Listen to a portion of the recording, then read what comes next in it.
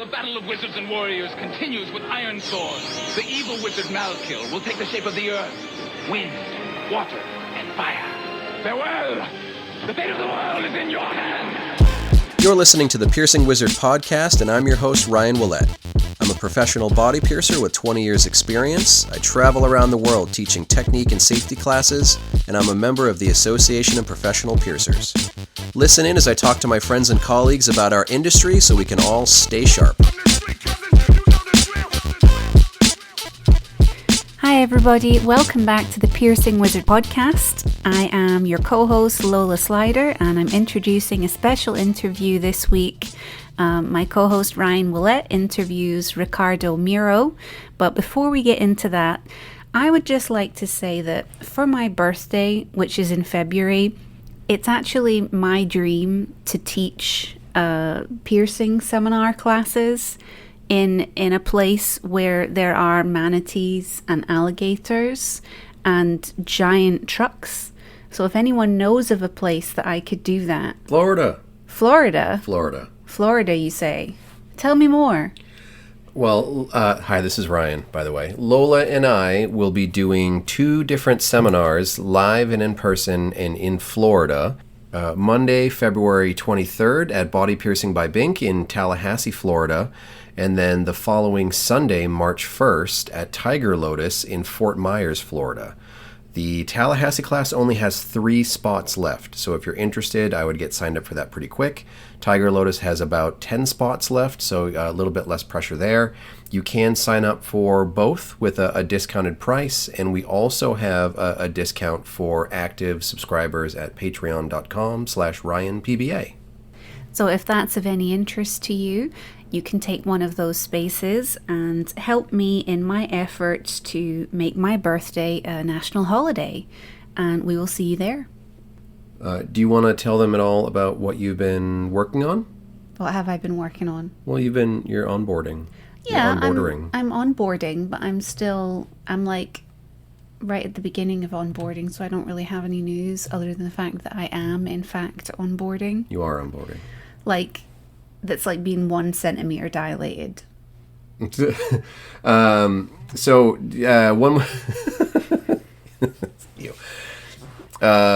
last bit of info about the classes. If you are interested, you can go to ryanpba.com and you can get signed up. You can read more information at the Body Art Education by Ryan Willett Facebook page, or you can just email me, ryanpba@gmail.com, to get signed up. The February 23rd class in Tallahassee, Lola will be doing her bridge piercing class, and I'll be doing my doth piercing class. For the March 1st class in Fort Myers, Florida, at Tiger Lotus, I'll be doing my tongue piercing class, and Lola will be doing her awesome Prince Albert class. And at both seminars, we'll be doing an open technique session, talking about different kinds of piercing techniques and answering any questions you might have. So if you're interested, go to ryanpba.com to get signed up. But for now, I'm going to go ahead and get into my interview with Ricardo Miro from Puerto Rico. Peace. Fantastic. So, yeah, my name is Ricardo Miro. I'm a body piercer from Puerto Rico. I started in 2005, and then I moved to Italy, and then once again back to Puerto Rico in 2019. I've been doing this for 20 years. I'm the owner and the head piercer of Perforart Piercing Boutique in the city of San Juan, which is the capital of my country, which is Puerto Rico. And yeah, I'm super, super happy and glad that you invite me for this conversation right here, brother. You kind of fall into that category of like Mr. Worldwide, like there are familiar faces that I see at a lot of different conferences. Sala is one of them, Carlos is one of them, and you run into a lot of people, and I don't really remember how many different countries we ran into each other this year, but it was definitely more than one. Yep. Yeah. I think if I'm not wrong, at least 3 this Yeah. year, and last year I think it was another 3 or 4. Mhm. Since I begin doing this journey of being a professional piercer, I always have that hunger of knowing what else is out there. Remember that I come from a small island, a tiny island in the middle of the Caribbean, which is, is far away from everything. It's like comparing myself like being in New Zealand or even in Australia. So it's far away from everything. So the information at the time, so we're talking about beginning of the 2000s, we only have like BME, and it wasn't, as much as knowledge that you can get from internet. So you always look into magazines and the small things that you can pick from BME, for example. And I started, dreaming about going elsewhere, knowing other piercers, knowing their work, learning from them. Absolutely, we've been talking a lot, and I always tell you that I'm a little bit of a groupie because you've been also one of the people that I always follow when I was more into scarifications, for example, back in the day, and you were definitely a reference to look at it, and we will always dreaming about that. So in 2009, I decided to just move from Puerto Rico and to Italy because I met the person who's right now my wife. We are talking about in 2008, and and then we took that decision. I moved back there. I moved there, and I learned a little bit more of the community from Italy, and I also learned that there was like a good quantity, with good amount of good piercers there working since at least 10 years. So that's when I had the opportunity to meet Bruno and all the people from Italy, and they start doing seminars and things like that. And I started getting all that info, and I started developing my techniques and the way that I work, and it always keep me hungry about more info, more knowledge, more willing to meet other people, meet other piercers. And then when I moved back to my island, because Puerto Rico is part of the United States, I saw that here we're still working like in the 90s. We were Mm. using steel jewelry, sternal thread jewelry. So I want to change everything because the knowledge that I got when I moved there, I thought at that time that it was necessary to bring it here. So I started like thinking a little bit of how I can start convincing or even teaching clients that there's quality jewelry there, there's other techniques and things like that. And I started doing that with the mindset of do the best I can to become an APP member, so that way I can also be how can I say that, like be like not proud but be happy that I'm doing something that is done in the right way, which is Mm. meeting the minimum standards. But at that time, it wasn't here.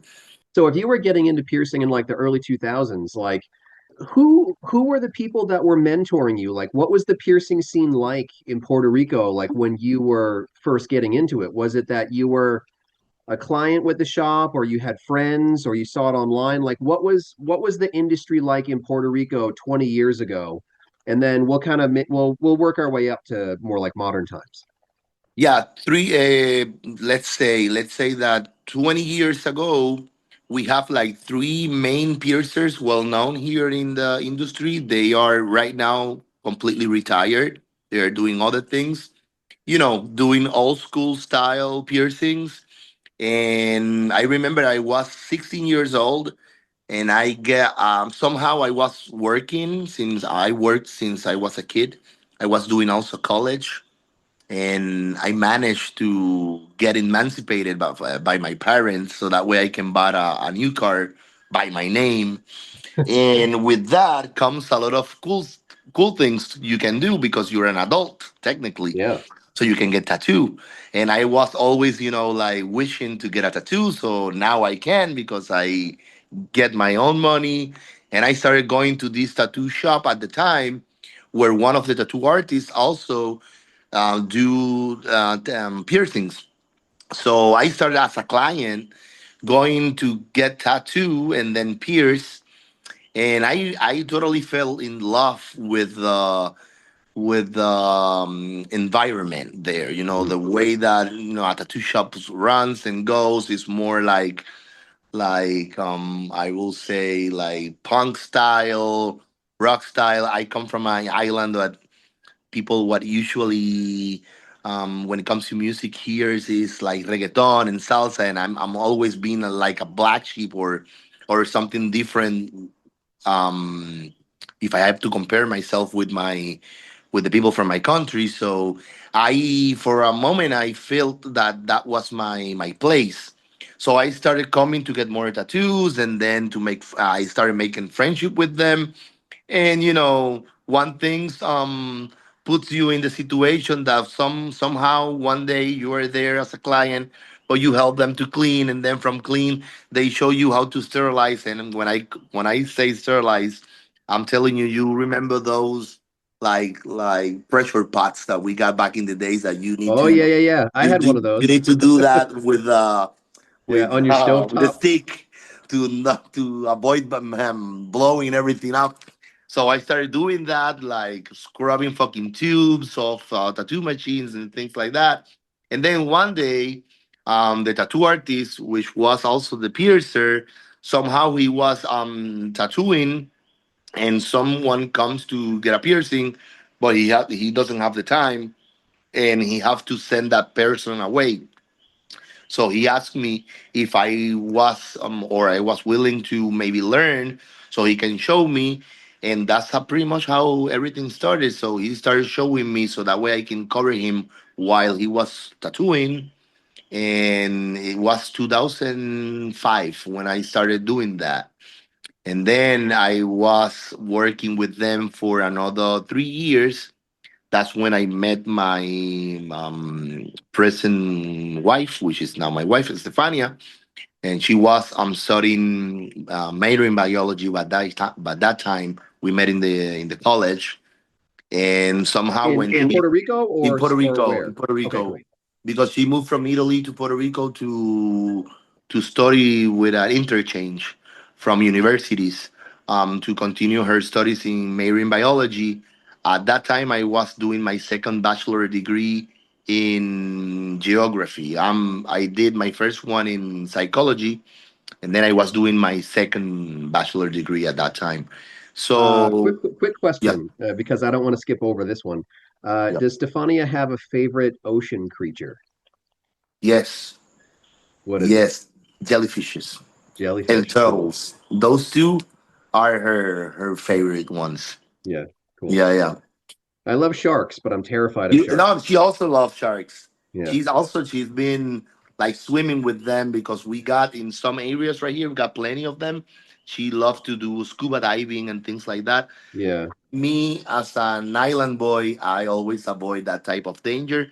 So I'm the Yeah, one like who are we always keep in talking the about boat. like basking sharks? Or are we talking about like bitey sharks? Yeah.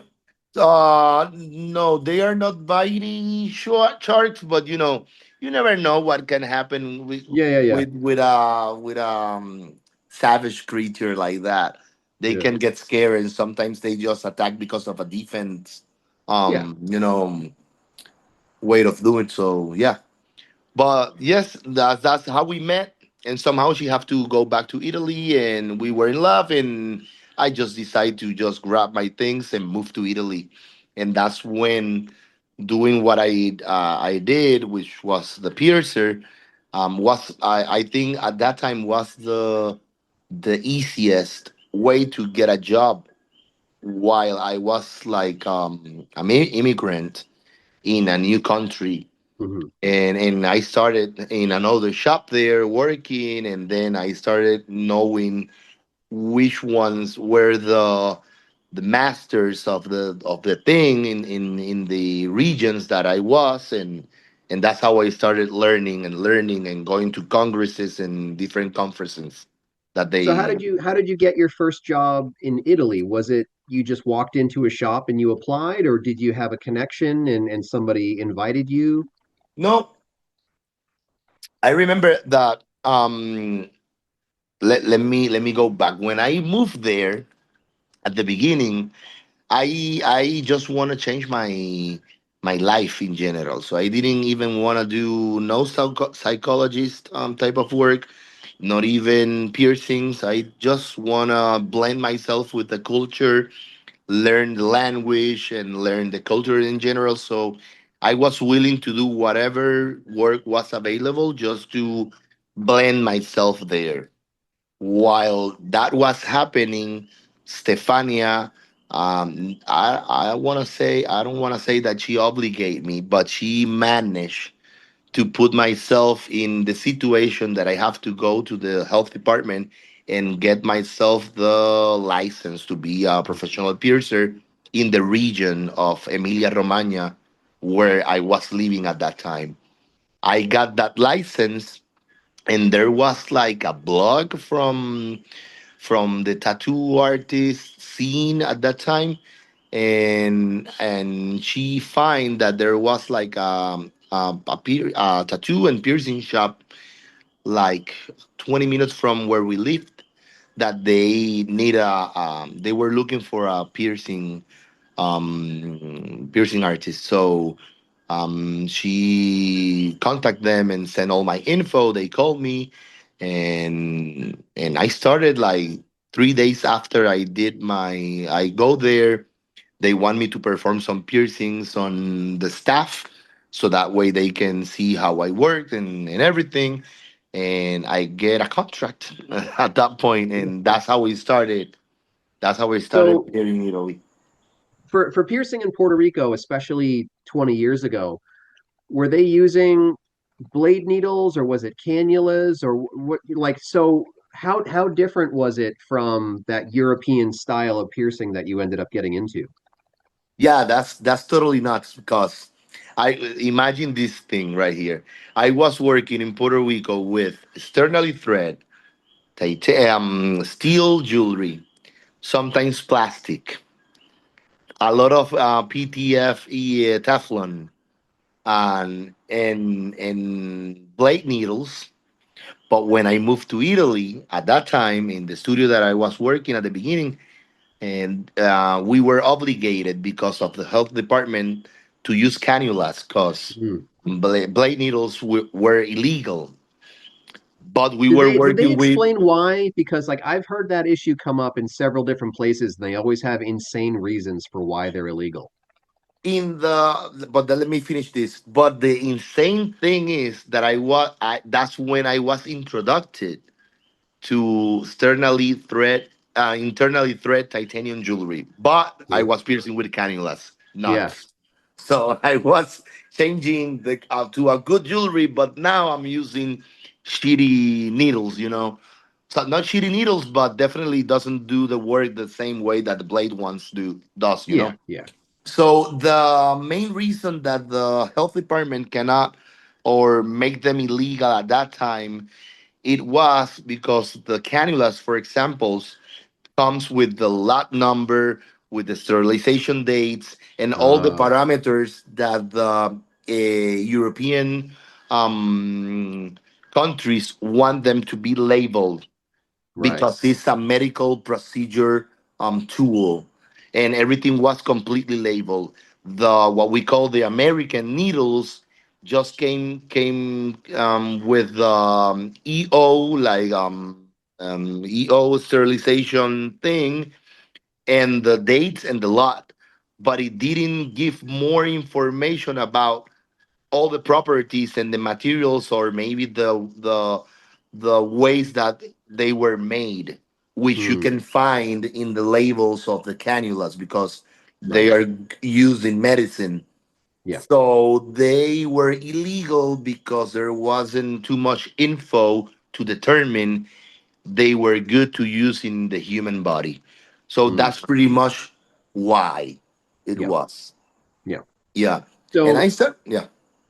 With you kind of like trying to blend in your best in Italy, did clients see you as kind of like uh, exclusive, fancy, like they see you as like more of like a guest piercer kind of a thing, or was it just like it was just like any other piercer in the area? Like, did you have your following pretty quickly from being like um more exotic in a way? Yeah, I will say that I have the lucky that I started working in a shop that it was pretty much famous in a small town, but it was a rich small town.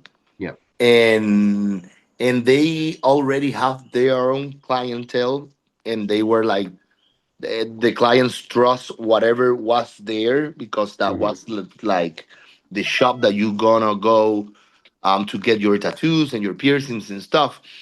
Definitely helped me a lot that I was I will say exotic, because it was like a small town in the north of Italy. I'm the only Latin American there. The good thing about me is that that I like to talk a lot. So because I like to talk, I learn quickly the language. It's also pretty similar to Spanish, so it didn't take me too long to understand and talk and read and write the language. So even though I have my accent, like Spanish accent on the Italian that I was talking, my Italian was good, Mm. that they can really understand everything that I was telling. So I give them confidence because I was talking the right way, even though I Yeah. have a little bit of an accent. So I became I a little feel bit like of an it's exotic, I will say.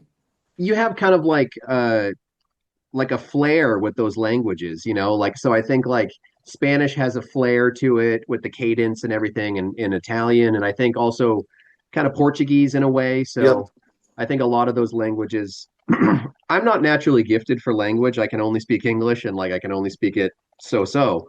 But do you speak any other languages? So that's three that I can count already, English, Spanish, and Italian. But do you speak any other That languages? those are the three that I can manage pretty good. That I can read, write, and speak. Like, I wouldn't say it in English perfectly, but I because it's a little bit broken. But definitely I can cover myself on it. When it comes to Portuguese, I can definitely communicate a lot. A lot. I will say that I can speak maybe 40 to 50%. I can understand at least 90% of everything.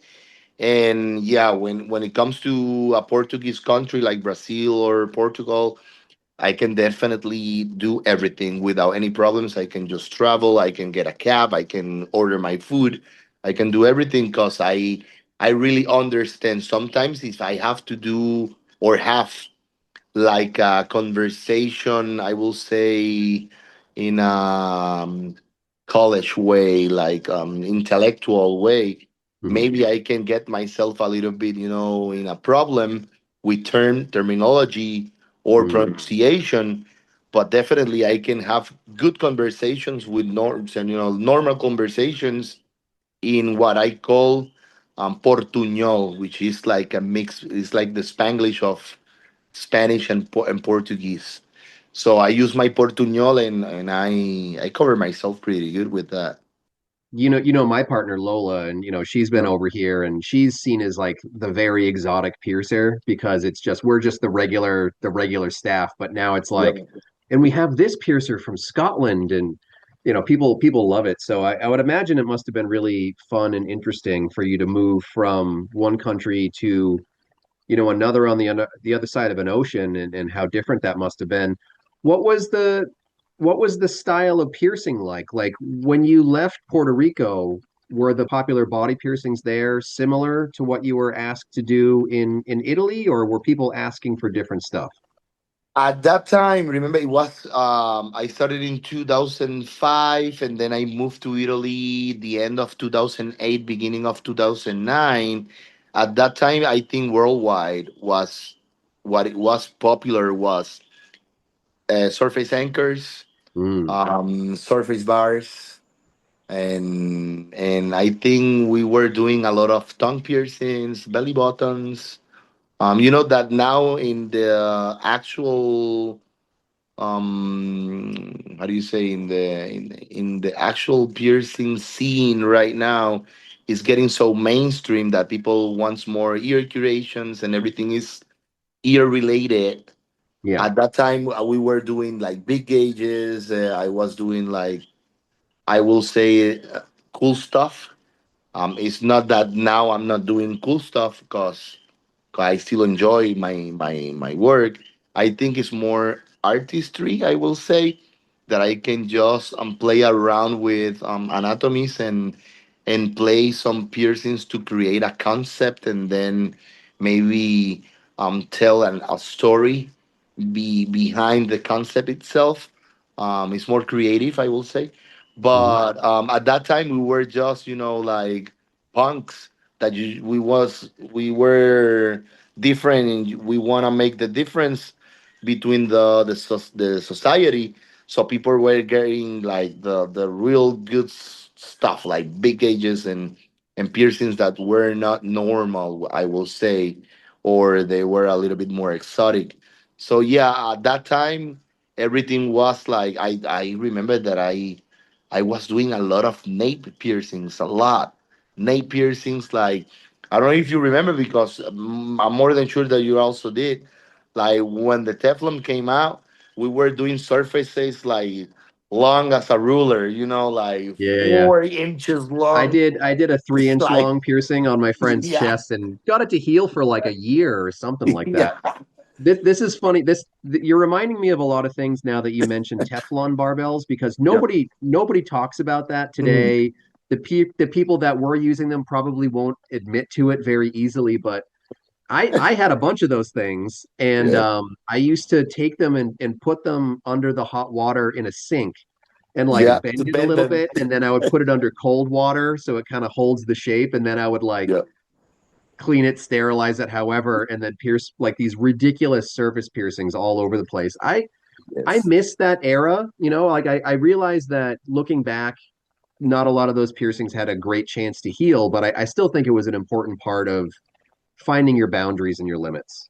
Yes, and also I think that was what it opens the door for what we have today. Because if it wasn't for that, maybe we don't have some flat surface bars, for example, because we need to play around with that and understand how we can put them and make them still there for Mhm. a long time. So yeah, I remember myself just threading the tips with a externally thread ball and doing all the threading. I remember myself that I have like long ass tapers that they look like skewered sticks that you can just pretty much go from one point to the Yeah. other and just pull Do you that remember tip. those little tools where it was like you just cut the Teflon and then you like thread the Yeah. end of it? Yeah, it's And so then they bad. So came out with silly. the pliers also, and you make some pressure on it, and then you got already it comes Nice. with two slots for 16 gauge and 14 gauge. So you just press that tang tang and you got yourself your threading easy. Have you noticed over the last, I don't know, year that surface anchors are kind of starting to come back a little bit? Yep. Yeah, yeah. Actually, last week I did an external lower sternum surface bar, and like 2 3 weeks ago I did a sideburn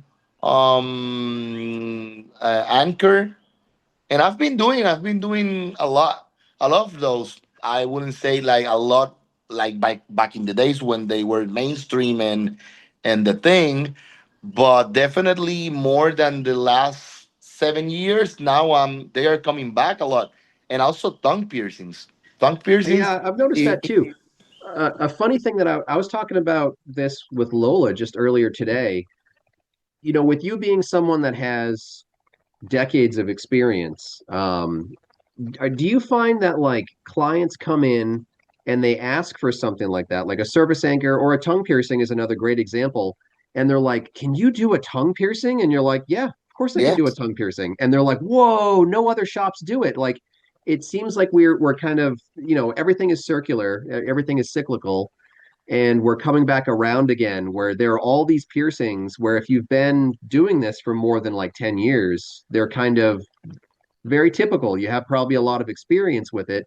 And now I think since it wasn't really hot during those like pandemic years, a lot of piercers Yep. just don't know how to do them and they feel like they're advanced now, but they're just kind of like, yeah, I could totally do a surface anchor or a tongue piercing or whatever on you. Yeah, yeah, definitely. And I think also is because, as I said, when the and that's a good example also. When the pandemic hits, we weren't able to do like face piercings Mm. and things like that. So we concentrated all in the ears. Yeah, And somehow in that period of time, piercing once again becomes super mainstream, and everything was all about how much gold and curation you have in your ears, and pretty much everyone were looking at that. I want to get these three, I don't know, forward helixes, or I want to do these three scapas all together. I wanna put some chains here and there, and everywhere everyone was going in that direction. But what happens? Sometimes for people, as soon as you finish your projects in your ears, because you only have two of them, it starts getting boring because you still want have the hype and you still want to get more piercings. But where I can go if I already finished with my ears, and yeah, that's when they start to investigate and do their research and find that, oh, you can get your tongue pierced, or you can get your genitals pierced, or your nipples pierced. Oh, you can get some surface anchors and bars and things like that. And those people are now, I'm coming back, that as you said, it's cyclical because somehow the ears and the projects that you already have in your ears, they finish, and then you want to keep decorating your body, so you need to move to another piece of flesh. And I yeah. think it's because of that, now that we are once again going back to the basics. I think I Mm, call them the basics because that's basics of piercings. yeah. So you moved to Italy in 2008 or right around there. And how long were you based in Italy? I based for 9 years till the end, beginning of 2018, the end of 17, beginning of the 18. Hmm. That's when I moved So back to Puerto Rico. so when you moved back to Puerto Rico, how I mean, I would imagine you were visiting several times like during that 9 years, right? Imagine that. Not, no. I just traveled once in the whole 9 year experience that I have there. Hmm. I came back once, and then my family and friends were visiting me because remember that I was living in the cool spot for the Right. people So that they I want to come knew. see you. So everyone was coming to visit me. So yeah, I didn't come back till I moved. And I will say that I was wrong. It was the end of 2017 because when I moved to Puerto Rico, it was like a month or two that I moved back, and we got hit by two hurricanes with Oh, Irma and then Maria. And yeah. then I have to move once again from Puerto Rico, and I started traveling around, but I was living at that time in Denver, in Colorado. I Cool. was working there, and then I for a year and a half, almost two. I was doing a month in Puerto Rico and a month in Colorado. I was working in two shops at the time, so I was traveling as a resident guest artist in two shops, one in Denver, in here, one in Puerto Rico, with one of my best friends. His name is Juan Salgado. He's a well-known tattoo artist from our community. So I started working there because the piercer that he have at the time, his name is Frank. Now he's working in 23rd Street in Oklahoma. He also have to move because the thing with the hurricanes was a disaster. So Yeah. sadly have to move and search for a solution for his life, and he find that spot and he's still working there. But the shop that he left here, as soon as we came out from the disaster, it starts moving a lot, and people were coming in massively to get tattoos and piercing because it happens pretty much the same that we experienced after the pandemic. Yeah. That massively we were working in Puerto Rico after the catastrophe of the hurricanes. People understood that we're alive, we didn't die, life continues. Let's get tattoos and piercings, and we were working a lot. So I moved to Colorado, and my friend Juan called me and asked me if I can somehow work at least 1 month here and 1 month there. So I managed to start working in two shops, and I was, yeah, living 1 month in Puerto Rico and one in Denver for almost 2 years. I was going back and forward, back and forward. Well, that's a lot of miles. Yes. And also, I was doing conventions at that time. Yeah. Doing the, I was working with the people from United Inc., the people Mhm. from world famous things, inks. So they put So like some. were you piercing at conventions or were you vending? No, I was piercing. I was the show Yeah. piercer with Ian Bell at that time. Yeah. Cool. I used to pierce every year at the Boston Tattoo Convention for like, 19, 20, like pretty much from 2001 up till like the pandemic, basically. How was it for you with tattoo convention piercing? Some people like it a lot, some people kind of hate it. How did you feel about it? If I have to be honest with you, remember that I'm coming from that situation. I'm coming from a disaster. So I find myself freshly moved back to my country from Italy, and then we got hit by two hurricanes. Somehow I don't have no work once again. I moved to another foreign country, so I go back. I go to Colorado, and then I'm going to Puerto Rico at the same time, back and forward. And I met the owners from these conventions right there, and they offered me to be the how do you say, the show piercer with Ian Bell at that time.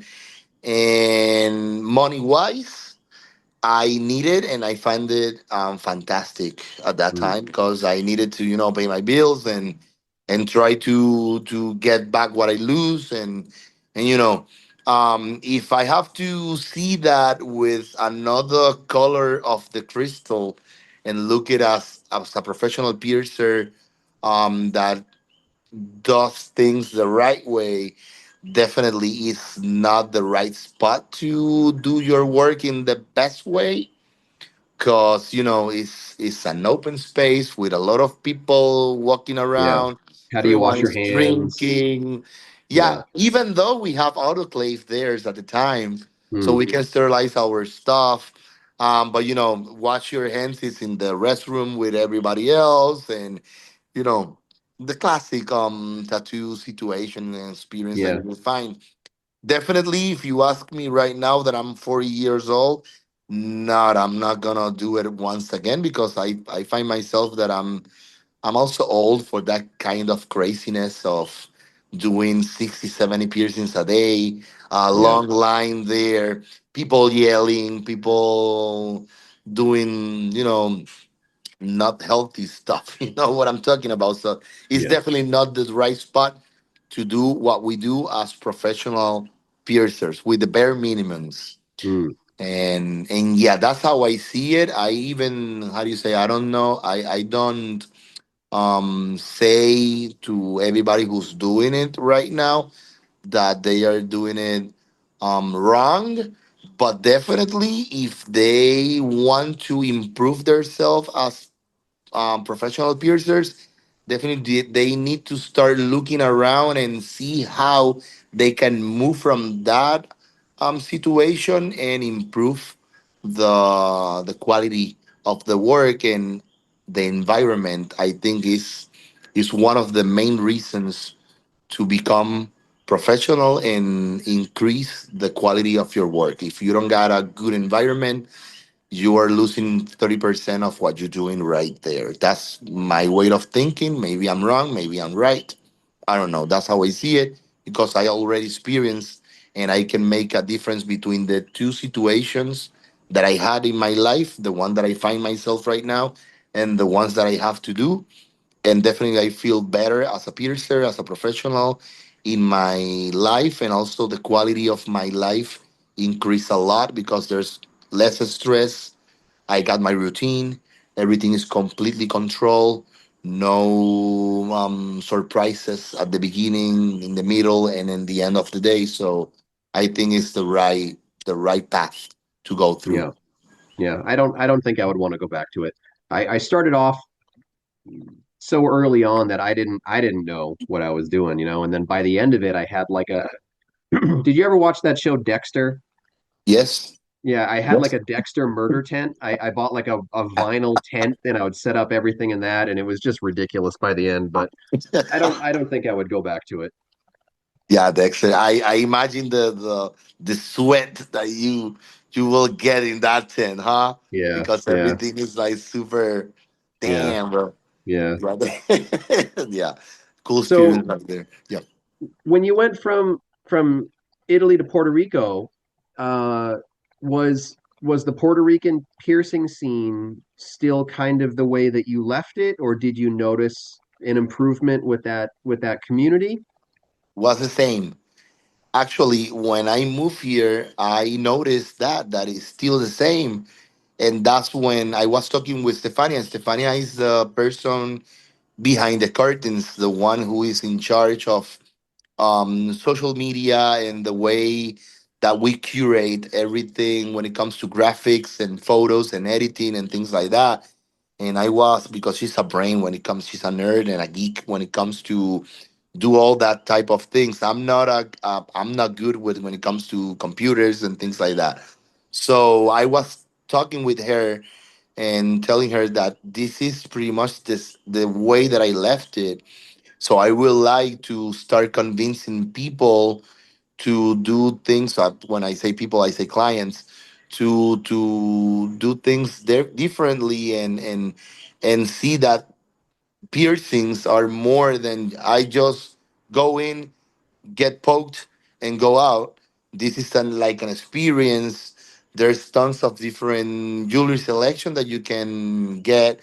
There's a good amount of different materials that you can use depending on your style, on your budget, on everything, and we start developing what we have now, which is we are the only piercing studio in my country. Everything else is steels today, attached to tattoos, Mhm. and that was my first thing.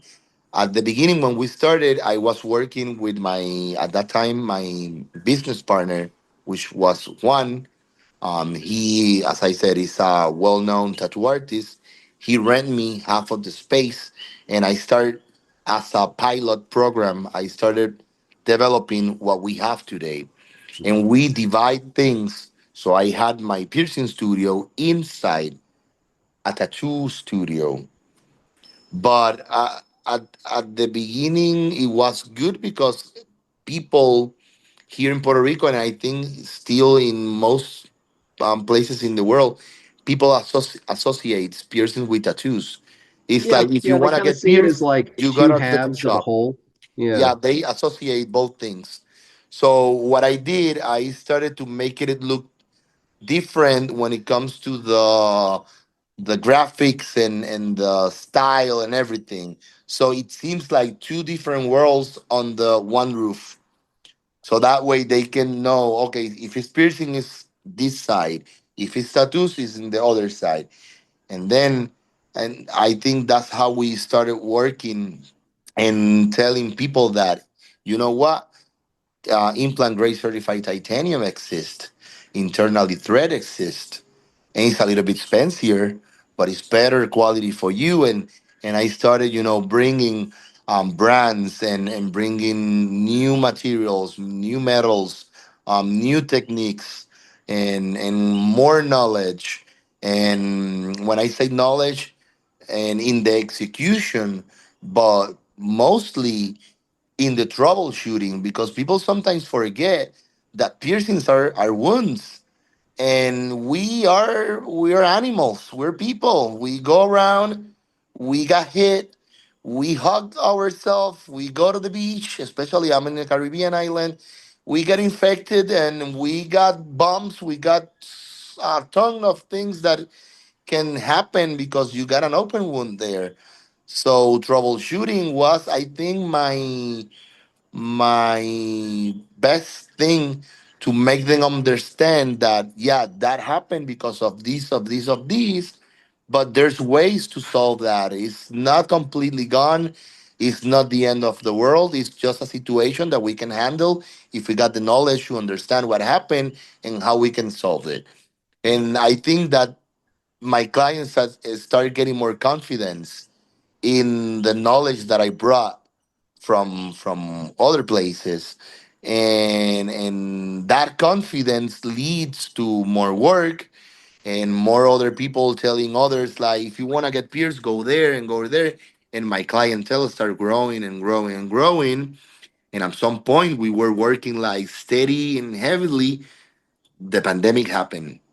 When the Mm. pandemic happened, and we just blocked pretty much everything. And when we come back, we were more stronger than before when it comes to the quantity of clients that we were working with. And it leads me in us to a situation that I have more material and more concepts that I was working on that I can show people, like from the beginning, fresh to heal. And I started doing that, like let them know that, yeah, it seems impossible or it seems like heavy, but it could happen, and this is the way. And I started convincing them, and somehow at some point we grew pretty good, and we just get ourselves a spot, and we get our office that is just dedicated to full body piercing. Some body mods I don't even perform right now, a lot of them, and I don't even promote them as a service in my Mhm. shop, because loss and health department loss and things like that, and also is more responsibility.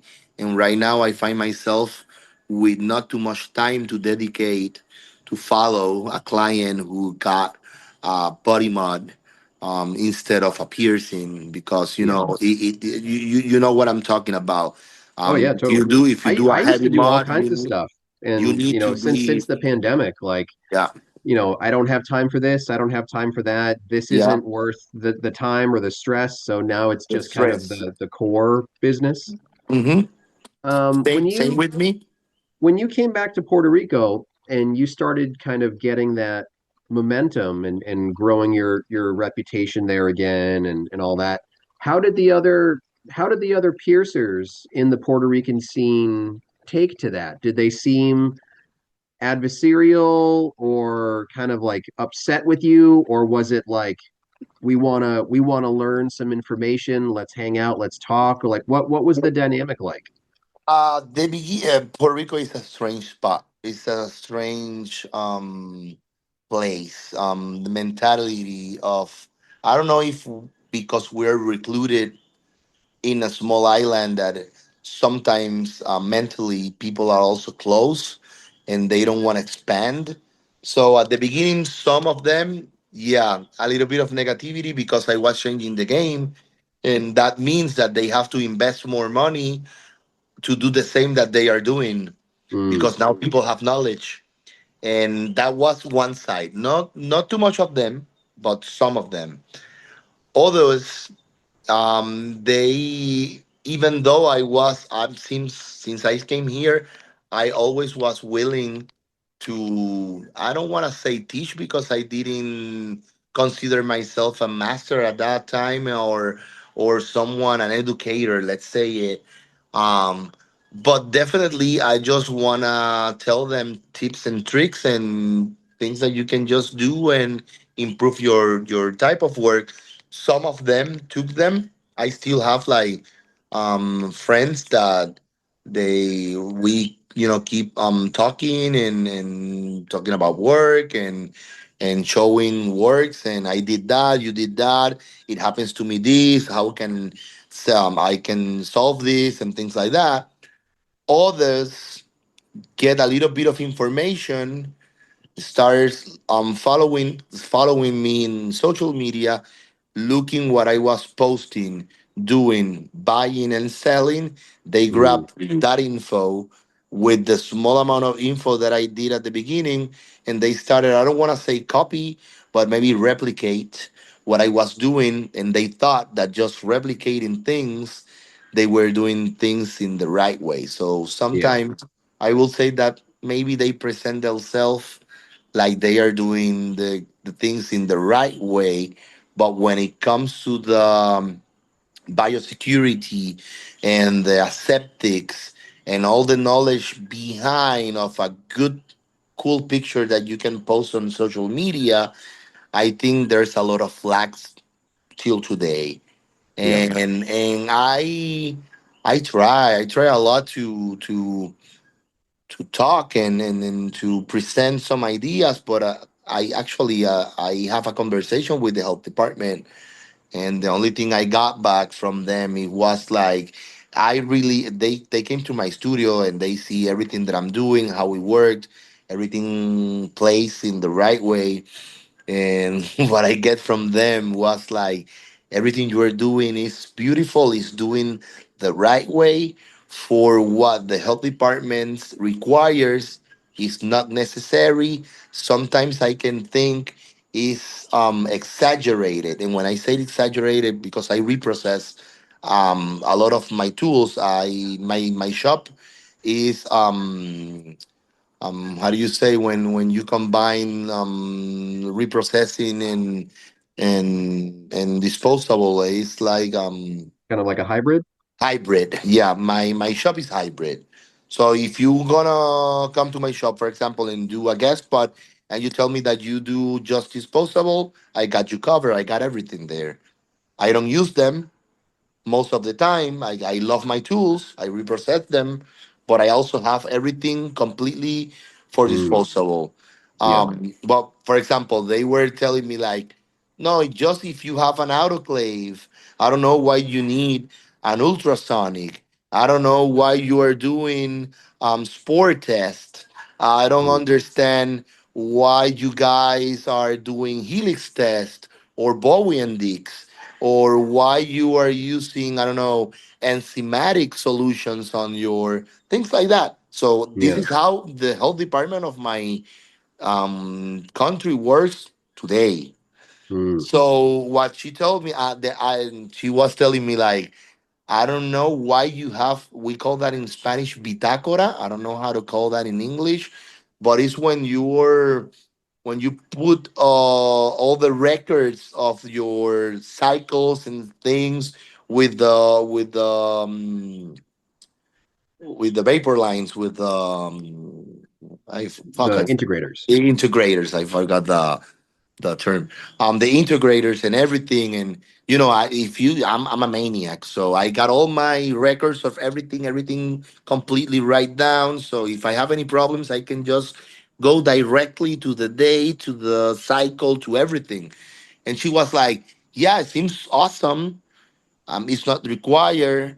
I think it's a little bit of exaggerated, and if we have to do this and implement this that you are telling me, because I'm the health department inspector and you as a piercer are telling me that we need to level up the lever, I need to close down 90%, I will say 98% of the shops in this country. So how we can do that?" And I'm like, Mm. we need to teach them to Yeah. change. We definitely need to do a change, because this is all about of health security and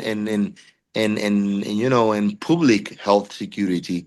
So how we can manage to maybe come together and start to do some changes. And I think they get scared. Since that Yeah. day, I don't even get another visit. And I tell them, like, I call them, like, "Hey, Ricardo here. just to let you know that I'm supposed to get like how do you say search Inspection? inspection this year. I didn't even receive a call or an email. It's been a year. I don't see anybody here. I don't know if you want to come here and do the inspection, my yearly inspection, because I need that for my record because I'm a maniac. I want to do that. I want to have that. So I have to call them to make them come to my spot instead of others that maybe they just keep quiet because they don't want to see them. Yeah. And I'm like, we still, navigating in those dirty waters. I will say, I hope that maybe now that somehow I don't even want to say I'm getting more famous, but I'm getting more known in my community here in Puerto Rico. Maybe if they still wanna um you say not copy, they wanna get inspiration of it. I will love that they get inspiration of the important things and copy the important things instead of try to sell more gold, which is Mm, secondary. So for yeah. me, it's first it comes do my job in the right way, feel comfortable and good with myself that I'm doing things the right way, and then if we sell and we have a heck of a year, amen. But Mm, that's not my main goal. My main goal is just keep it as real and professional I can. yeah. Then business wise and numbers and things like that come second because we need to pay bills. But I will feel bad with myself if I'm earning a lot of money, but deeply I know that I'm hurting people in not a visible way because that's the Mm, scary part of our job that you can right. hurt someone not in a visible way. Yeah. The piercing looks straight, it heals perfectly, but what happens underneath that because you didn't follow the path in the right way, you can cross contaminate someone and ruin somebody's life, and Mm. sometimes people doesn't think about that. That's my point of So view. I mean that's a great point of view. Like, we talked earlier about, sharing information within a community. Like you went from Puerto Rico to Europe, back to Puerto Rico, the States. Like, I've seen you at loads of different conferences in different countries. You're a regular instructor at a lot of different conferences. So how do you find is some of the more effective ways to share information with body piercers who might not have been exposed to these things? Because sometimes you can go to a class and it's talking about safety and all that stuff, and half the people in the class might have already heard it all. They might have already taken the class or even taught a class on that subject. But then the other half, it's like it's the first time they're ever hearing about you should change your gloves and these are the right disinfectants, or this is good jewelry and bad jewelry, or good and bad of anything. How do you find it most effective to take information and share it within a community, whether it's in Puerto Rico or the States, Europe, Asia, South America, anywhere? Like, what are some of the ways that you like to share information with people? I think because, as I said at the beginning, I'm talkative. I'm a person who likes to talk a lot. I think everything comes with another conversation that sometimes is not even related to body piercing. We are just meeting as people, and somehow, because we piercers, most of us, we're geeks, we're nerds of what we do, we ended always talking about work and what we do and how we do things, and the way that the thing is that because I'm not shy and I really like to know other people, I think that I go from like a bee from flower to flower and talk with them and share some experiences and see how you do that. I'm also super curious with my colleagues, and if I know that you do something in some way, I'm always curious to understand how you do that. And if I have to ask, I ask, and then you tell me, and then I can maybe tell you I do it in this way. and we started sharing. I think the good thing about conferences, internationally talking, like sister organizations from the APP and things like that, is that we have the opportunity to also know from other realities. Sometimes we blindfold ourselves in on the on the rules that are implemented in our reality, Yeah. but some other places doesn't have the same reality as we have. And I learned a lot on how other people, maybe with less resources that I have, do things in the best way possible, because they don't have the same resources, and somehow they manage to do things, I wouldn't say perfectly, but 90% good. And that includes maybe a trick that I don't even imagine that it could Mm. be possible, because Yeah. they need to find another way, because of their resources, Yeah. to get the best they can. And you learn, like, bro, like, I didn't even think about that trick. That's awesome. I'm gonna steal that from you. Mm. And you learn from, I will say, from other colleagues' necessities. You can learn also tricks. And then sometimes, if you see them like having some troubles, you can also say, but bro, you are draining in a cup of water. You can just do like this, and it's even easier, and it's even cheaper. So it can go also with your necessities, and you can still do it even better. And that's one of the things, is talking, is participating. When it comes to my country, I don't talk. I wouldn't say that I don't talk with all of the piercers, but with a quite amount of them. And when they ask me for more info, I always say, like, okay, I know that I will say, how do you say this, parentheses, or how do you say Yeah. this, Parentheses. Yeah. parentheses? I am an educator. I don't wanna. How do you say? I don't want to put myself in a situation that I'm like, oh, I'm a master. I'm not none of that. I just go around and teach what I know.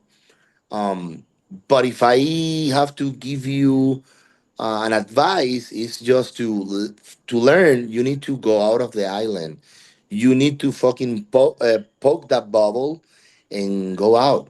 You need to go to LVP. You need to go to APP. You know, to go, because I would love to go to the APP, but I'm not good with English, bro. Latin America, we have like 6, 7 different conferences that people from APP, people from all around the world can come, and you got translations right there live, and you can learn. But you cannot pretend that you gonna get the knowledge just sitting there and scrolling in TikTok and and Instagram, because sometimes, yeah, you can replicate what you see in a video, but remember that the video is edited, and Yeah.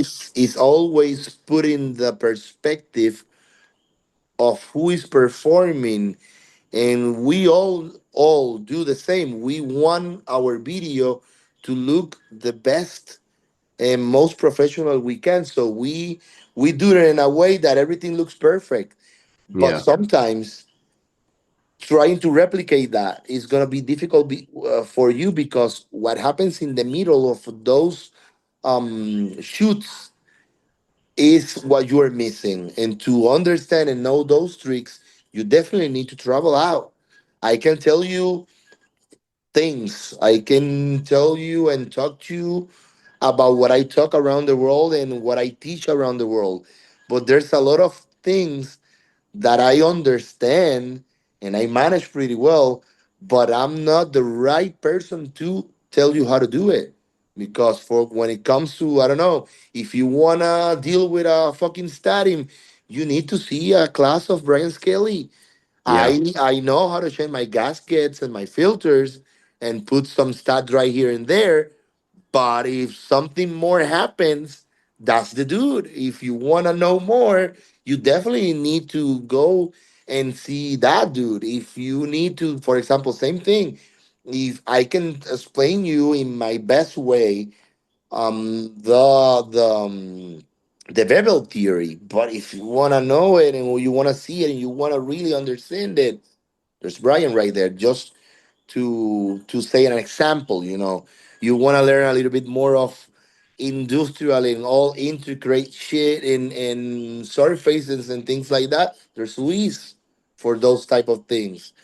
If you like genital piercings, I will say Becky is a good class to go and see.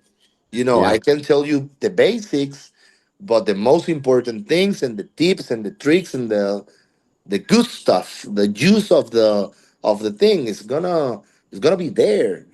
Mm. So I've been convincing other piercers from here, and somehow they manage to go. So I'm happy that not a lot, but at least some of them are going out of Puerto Rico, and they have curiosity and they want to learn more, and they are investigating. Let's say it. And yeah, I'm happy with that. I think I'm putting my grain of sand right there, but at the same time, we live in a I don't want to say a crazy life, but it's complicated. We have a shop to run, we got employees, we got travels to do, we got others, how do you say, obligations, maybe with the associations that we are part of it, that we need to go other places to teach and things like that. So I will love to have more time to dedicate to my fellow piercers here, but times sometimes are short. Especially Oh yeah. I work alone. It's me, my wife, and our assistants. But the only one piercing in my shop is me. So I'm always on work. They also are working, so we try to, sometimes we call each other, sometimes we can go out and have a dinner, but it's not frequently.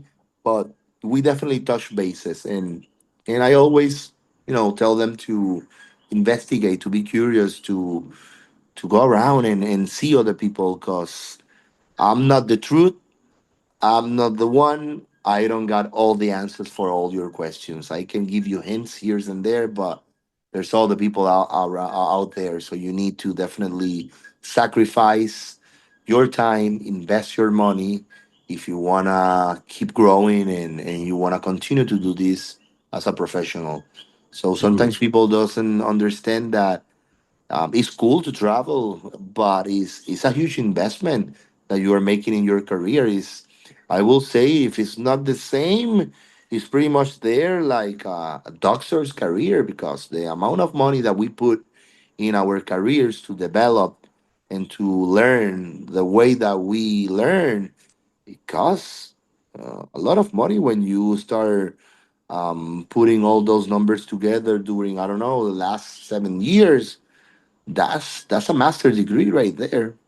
Yeah. Yeah. Like I think that conferences are so valuable because you get to see so many different perspectives. And Yes. it's not like people are arguing and saying this way's wrong and this way's right, but like you can show five different correct ways to do something and then you choose the one that makes the most sense. And I think that that's always amazing. Like I've learned things at conferences that I never would have been able to figure out just like doing piercings on my own. Um, so to kind of wind it down a little bit, I guess a question that I would want to ask since you've bounced around so much and you've been to so many different places, do you have a favorite conference that you've been to? That's depending in too many ways. If I have to say, for me, the best one, because we have such a good time, and the environment let us, I don't know, integrate more, and and be more a community, even though we're learning, but it doesn't feel like a college or at the school. I think the gap from Brazil, the Mm, one made from Andre, I think yeah. is my favorite because you've been there teaching, I've been there teaching. We were learning there and seeing. He managed to bring lots of amazing piercers and colleagues to teach, but at the same time, as soon as everything educational related finish, it feels like a congregation of friends having Yeah. fun and partying. And so I really like of that congress that is the best of the two worlds. Mm, And because everybody who knows me knows that I like to have fun, party, and and have good times. Also like to learn, but I love to have that balance of between two things. I will say that one when it comes to Latin America, when it comes to um America or even Europe, I will say APP yeah. definitely. And I have the opportunity to teach this year, for example, in Italy, in Europe, and I really love.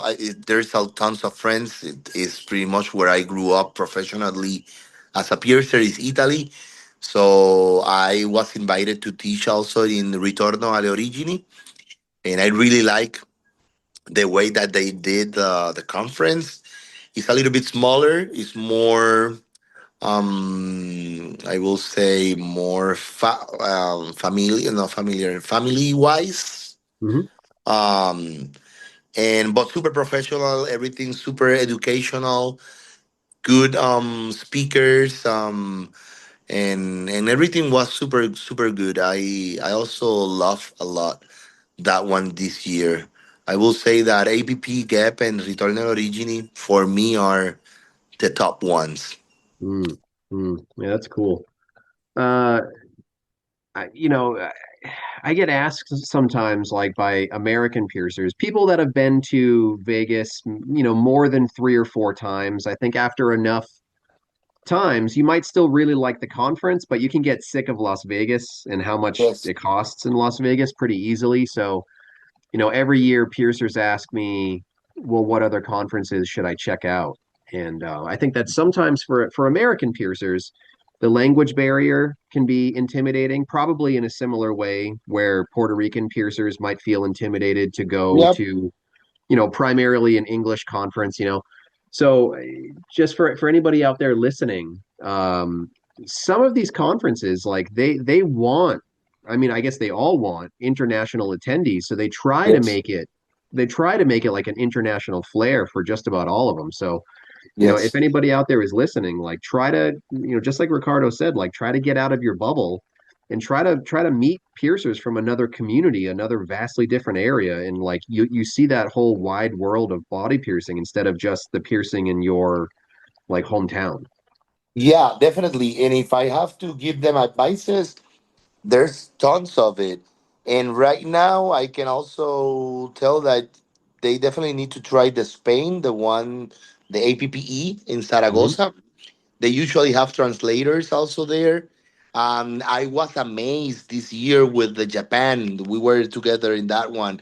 Japan That did was so good. great, brother, Yeah. with the tablets. And they didn't separate people itself, but they put tables by region, so that way they have tablets and they have subtitles live in each language of every region, and we're talking about like Chinese, Philippines, Portuguese, Spanish, English, Hmm. Russians. There were tons of different people from different countries, and if I have to get say something, I think the most amazing one in that specific way was Japan this year. They Yeah. fucking nailed it there Yeah. because Yeah. everybody understood everything, and we were sharing live the same information. Everyone was understanding. There wasn't um how do you say, lose things in the air because of translation. Yeah. Everyone was understanding everything. So that's something that I will say also for the board members of other congresses. If they have the opportunity to go to the Japan one and see how they Mm, did, that's something good to do and to yeah. learn and to Yeah. replicate. That's the only way that maybe we can put our community more together and grow as a whole environment instead of different cells. Mm. That's what we are right now. We are I single think cells. within the next few years, I think like I'm scared of AI sometimes. You know, I think there are a lot of bad parts of AI, but I think the way that Japan used their translation app, because it was like a live AI translation instead of like a generic Google translation. Hmm. I taught at Poland this year, and I tried to use the PowerPoint translation, and they Yep. said that it was so bad to just turn it off because the Polish was awful. But Japan, like every single in I was so impressed because every language said that it was clear and accurate and it was fast, and I you could tell how much of a difference it makes when people can understand all of it instead of just parts of it. Yeah, I think that gets the community even more near between each other because we all understand the concept, and then everybody in their, how do you say, in their way can talk and can relate, and I Mm, think it's a good way to build more community. And but yeah, definitely, if somebody's gonna be hearing this, definitely you need to check the Spain one. The Japan one is super good. The Gap in Brazil, um APP, of course. um and yeah, that's what pretty much I do. I'm putting together my next year trips. I want to continue to know my people, which is all the piercers around the world. So I want to continue to meet them and see their realities and their situations. Sometimes another things that you see and you can get related is when it comes to small congresses, that that there's always a moment that they start talking about their internal situation, how things happens. Sometimes they ask us, people who come from outside, how we're dealing with situations that maybe are similar or the same in our countries. And that's when you realize that we are not alone and we are not having this struggle that is only happening to us. It's happening pretty much to everybody. So we are pretty much dealing with the same stuff. And it pulls it pulls you down to earth and makes you understand that we suffer from the same illness everywhere in the world. You know what I'm talking about? And yeah. you realize that when you get out of your bubble and you give the opportunity to yourself to meet other colleagues and other realities that are not far away from your own reality. It's pretty much the same, because that's what we do for a living. We do piercings, so yeah, I that's my recommendation to everybody who's listening this, is to get out of your boundaries and out of your bubble and give yourself an opportunity to try and to meet other piercers and grow and learn more from others. That's the only way we can keep it um growing and on point, I will say. That's great. That's great. Well, I think this is a good place to leave it for now. Fantastic. I appreciate you having some time. I know we tried to link up in Japan, but it was just Yeah. there's too much fun shit to do in Japan. You never have any Yes. free time when you're there. Yeah, yeah, yeah. We were having fun there. We definitely have a good time there. Yeah. But sooner or later it will happen, and here we are. We Yeah. make it. Yeah. That's cool. And I have to thank you for the opportunity. I feel honored, especially because as I always stated to you, I'm more than honored you that someone that I really how do you say, I really love your work and how you work, and as a professional I really admire you, have the time and wanted to talk with me a little bit of piercing stuff. For me it's more than an honor, and I'm so glad that you asked me and give me this opportunity. So thank you so much also for this. Oh, yeah. Well, I'm really happy to do it. Like talking with you is always really fun and fascinating. And this has been a great talk. I think a lot of people are going to like this one. Yeah, hell yeah. So, one more time for people, what's your shop? What's your social media? How can people get in touch with you if they want to? Yeah, my shop is Perforart Piercing Boutique. Is kind of a Spanglish kind of thing. Um, Perforación means to pierce, Mhm. and it's supposed to be perforarte, the art of doing piercings. So it's perfor art. So I did it in Spanglish. Piercing Boutique. And in Instagram, and my personal one is Miro, which is my last name, Miro, body piercing altogether.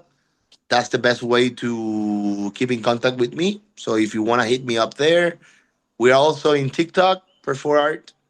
And yeah, in Facebook also, Miro Body Piercing. Cool. That's all we have. Awesome. Well, I appreciate you taking the time. Fantastic. Thank you for the opportunity.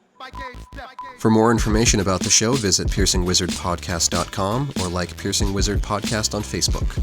For more info about your host, visit precisionbodyarts.com or search Ryan PBA on Facebook, Instagram, and Tumblr.